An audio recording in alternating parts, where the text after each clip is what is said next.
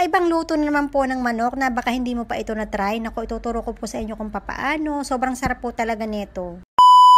Nga po pala ako ng breast chicken sa grocery kahapon. Sobrang mura lang ng bili ko dito, 5 ringgit lang siya. Pilipinas, magkano na kaya yung kilo ng manok? Hinugasan ko nga po pala muna ito bago ko hiwain ng pa-cubes na parang ganito. Pwede rin po kayong gumamit dito ng ibang part ng chicken, basta syempre hiwain nyo ng bite size katulad ng ginawa ko. Handa ko na rin po dito yung ibang sangkap, naghiwa at nagbalat na rin po ako dito ng bawang at saka nito mga sibuyas.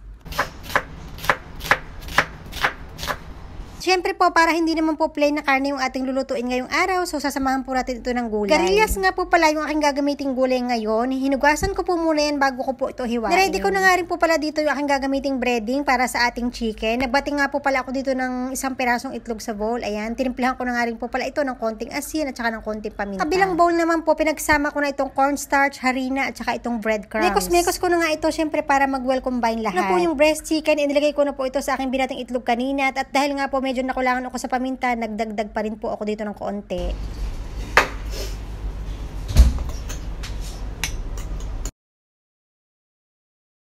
Ito nga po palang breadcrumbs at saka yung cornstarch ay isinalin ko sa mas malaking bowl kasi feeling ko hindi ko siya mahalo kapag nilagay ko na itong mga manok. At dito nga po, nilagay ko na isa-isa yung ating mga manok na binabad ko sa itlog pagkatapos ay mekos-mekos lang para malagyan lahat syempre. Nakaredy na nga po pala dito yung aking mainit na mantika kaya naman mag-start ako magprito.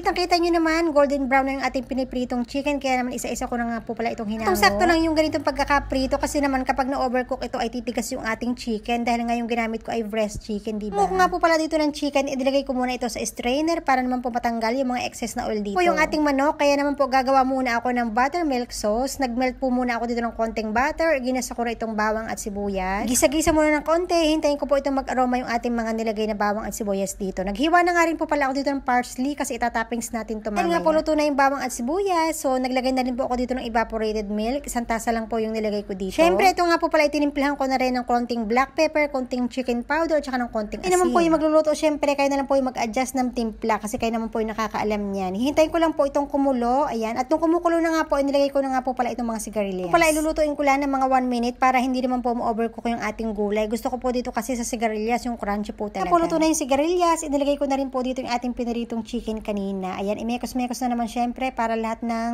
chicken natin ay malagyan ng sauce. Okay na nga po ito, luto na yung ating ulam, kaya naman isinalin ko na ito po sa plato. Pwede rin po kayo magdagdag dito ng sili kung mahilig po kayo sa maanghang dahil masarap po talaga ito ng medyo maanghang ng konti. Po kadali, luto na po yung ating ulam. Sobrang sarap po talaga nito sa kanin. Kain na po tayo, itry mo na rin po ito, sobrang sarap, promise.